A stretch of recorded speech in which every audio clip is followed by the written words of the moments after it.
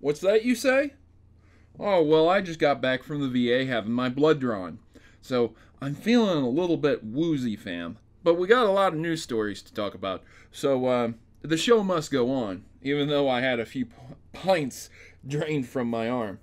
Whew, I'm already feeling it. Anyways, ladies and gentlemen, welcome back to What You Missed News, the video game news show where I catch you up on the news that's important to the video game industry and possibly to you, ladies and gentlemen. So, to begin with, apparently crappy games on Steam are trying to steal PlayerUnknown's Battlegrounds name on Steam. So, I know that's kind of a mouthful there, ha, LMAO, but anyways, it turns out that there's a lot of scummy developers out there who just want to make a lot of money. If you look up PlayerUnknown, you can basically find tons of games that have it in its name. Unknown, unknown, unknown.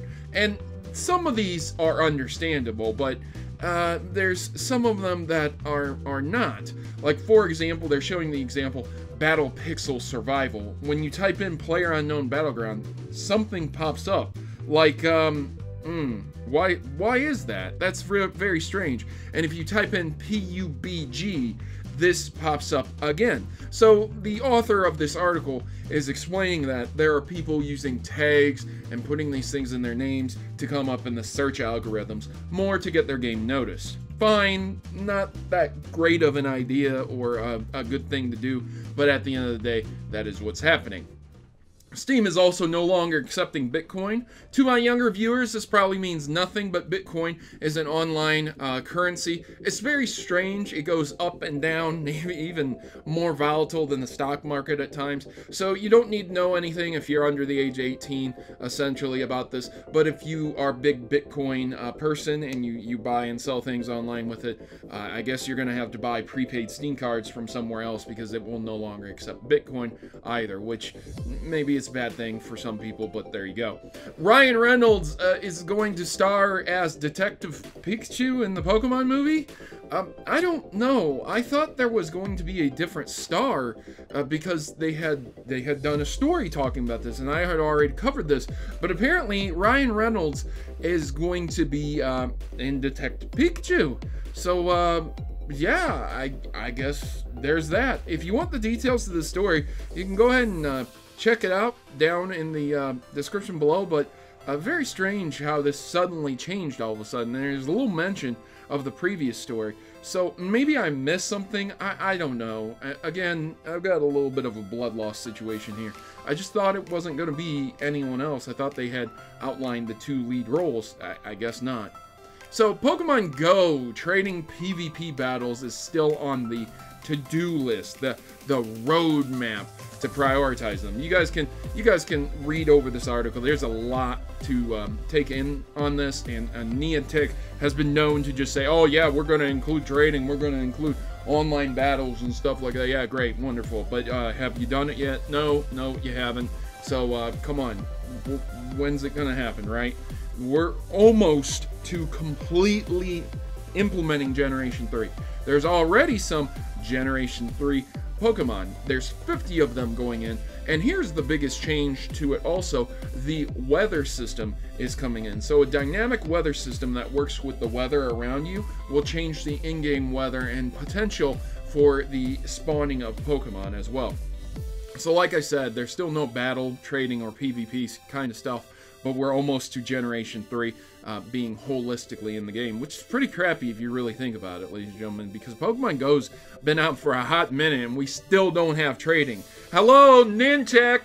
Pokemon on the Game Boy from 1998 included trading and battling as a staple.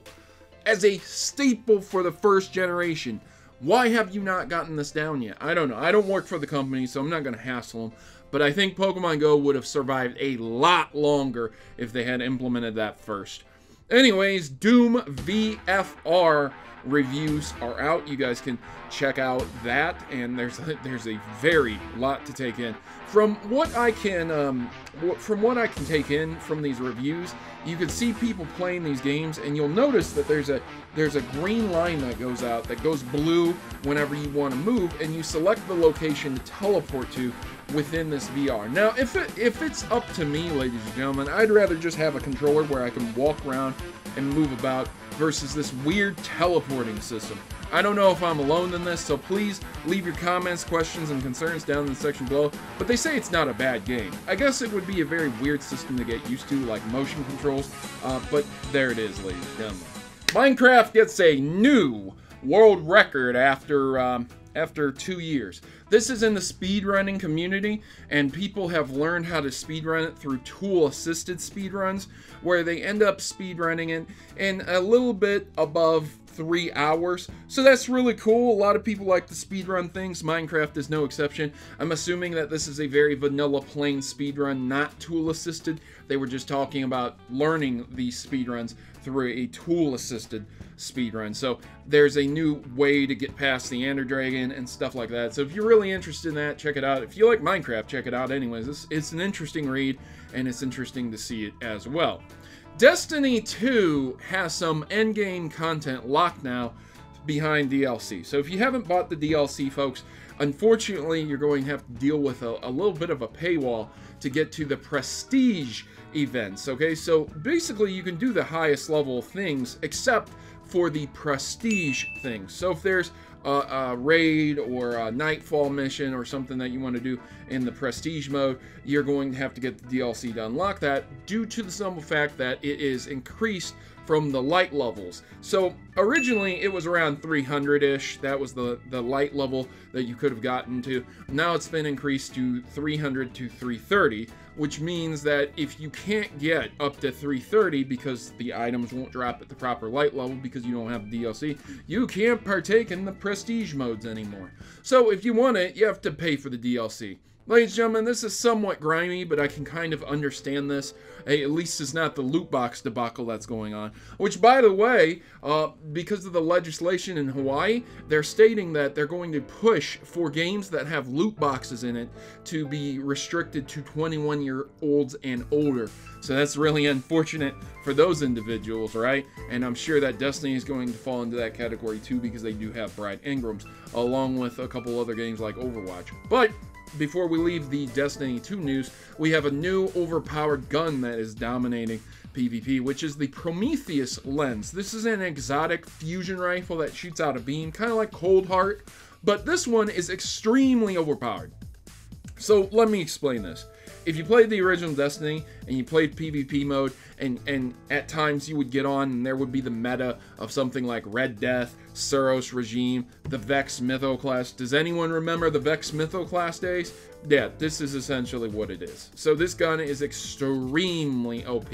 It comes from the times of Thorn being the meta, Meta Multi-Tool being the meta. Every single time they do some type of multiplayer update in Destiny where they change and balance guns, one gun rises to the top, two guns rise to the top like Thorn in Last Word, and that's it. That's it. That's all people use. Yes, you can get a kill with other guns, but why would you if you can get a kill with 2 to 3 shots from one gun? This kills the Crucible. God, this is why I really, really, really wish Destiny 2 had gone the path of Halo in an arena-style battle where everything's leveled off and there's no uniqueness about it. They almost did that with the guns, but here we are again. Here we are again, folks, and we have guns that are just way too OP. Oh well, they'll fix it eventually, and another gun will take over. The new Five Nights at Freddy's game is not what it seems. This is an interesting game that becomes a pizza place simulator where you're building a pizza place and you're taking risks for rewards and things like that. And it has a bunch of interesting Atari 8-bit style mini games as well. So it's an interesting game. Check it out. There's that. But along with this, MatPat now has another 25 theories he can cover. I'm roasting MatPat, but ladies and gentlemen, MatPat is in YouTube Rewind, a thing that is synonymously known with absolute loathing, seething hatred nowadays, and MatPat is forefront in YouTube Rewind. Great on you, MatPat. Really showing the community that you're with us and not with the corporate suits. But there's also something else I wanted to mention about MatPat's theories, is that I believe the creator of Five Nights at Freddy's had put out a very extensive lore video explaining all of the Five Nights at Freddy's lore content, which someone had tweeted out a joke saying, oh, there goes MatPat's career. And this is a joke. This is all a joke, ladies and gentlemen. Despite a lot of people disliking MatPat, I think you guys can understand why a lot of people dislike MatPat. It's the corporatism that is associated with that. As I said before, YouTube Rewind. You don't see a lot of your popular, most favorite YouTubers up in YouTube Rewind. Where's PewDiePie? Where's JonTron? Oh, they were associated with some bad drama. We can't have them in YouTube Rewind. So there you go. Shoutouts to Emperor Lemon's video on YouTube Rewind. If you go and watch that, you'll know exactly what I'm talking about. I'll put it in the description below. Overwatch gets separate currency for League skins, which is, really? You already have loot boxes, guys. You really need a separate currency for your League skins? Okay, well, there's not much to this story, folks. Just a separate currency for League skins. So, there you go. A Starcraft Pro wins with his foot, naps mid-match, and thinks he's the best. Censoring words so that I don't get that big yellow $ on my video, fam. Anyways, you can see a video of this guy literally playing StarCraft with his feet. Thumbs up for you, dude. You're a pro at StarCraft. Yay.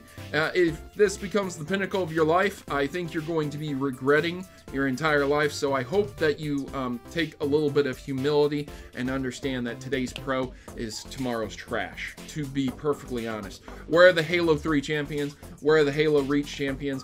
Where are the old-time champions of other first-person shooters, strategic online battles? It doesn't matter. If you're good today, good for you, but take a little pride and humility in what you do instead of inspiring children to be complete and total jerks. Try and put some honor there. So that's what I have to say about that. And finally, I want to close on this, and I'm sorry, this is kind of a little bit of a downing story, and I'm really sorry about this, but I kind of need to talk about this. There's a custom Iwata Amiibo. Oh man, it hurt. It really does. It hurts my heart, man. I loved Iwata. He was gamer at heart, man. He's a great leader, great, wonderful man. I mean, if you've never known what Iwata has done in the Nintendo organization in gaming for video games, look up the list of games he's been involved in. It will go for minutes straight. You will be scrolling on the internet. It's amazing. This amiibo is wonderful. It has wings. It has him holding a sword with a Mario hat, a Legend of Zelda shield, Pokeball, and a mushroom. And it's just really great. So thumbs up. Great tribute to Iwata. I will leave a link to that in the description below, along with the rest of these stories. Now, folks, that's it for this episode of What You Missed News. I hope you guys enjoyed it. I'm going to go ahead and lay down. I need to replenish my blood supply here. I hope you guys are having a great week, and I hope you do have a great weekend. I've been your host, Protomario, and I'm signing out. Please leave a comment down in the section below for your chance to win a potential Nintendo Switch, as the monthly Nintendo Switch giveaway is going on and will continue to go on as long as you continue to support me. Leave a like if you enjoyed the episode, leave a dislike if you didn't enjoy it, and some constructive criticism to help me fix my problems, and I will see you next time. As always, I've been your host, Protomario, and I'm signing out. Good gaming, God bless, and thank you for watching.